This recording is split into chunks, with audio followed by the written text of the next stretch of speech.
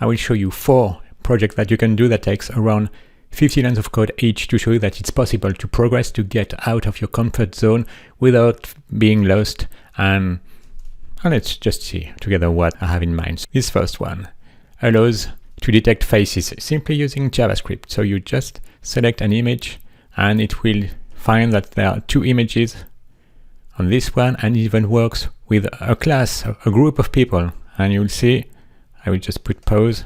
You see, so it's very precise. It works well even on group of individuals. And all this was done with JavaScript, and this allowed me to play with the JavaScript lib that allows to detect faces. Project number 2.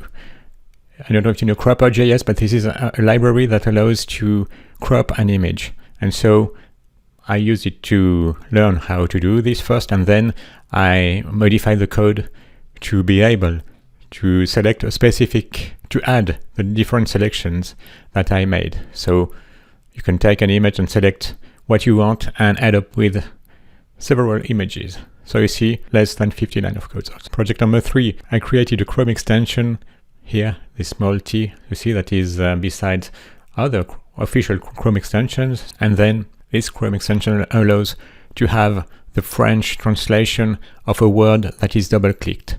So look at this. You see, I double-click on created, it translates this in French, créer. Fragment is the same word, so fragment, and contain, contienne. So it works perfectly. So this one allowed me to interact with the DOM by retrieving what was selected.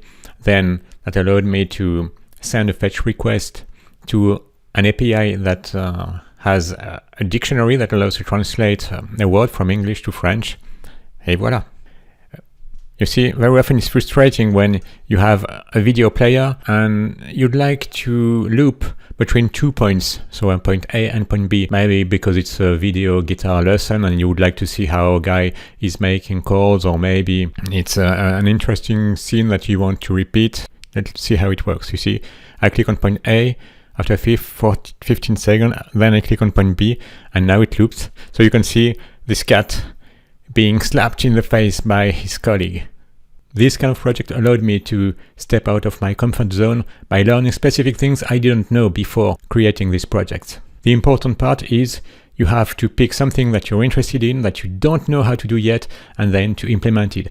The last project is very important because very often during your first jobs, and even during the next jobs you'll have, not only the first one, you will often be asked to add functionalities to existing elements, which I did with the video element that is provided natively. But you see, this looping functionality doesn't exist, so I decided to create it. This is really what will make you a programmer, is being to be able to go from something that a client or your project manager would want you to do, and if you're able to deliver, this would be the start of a career as a web programmer.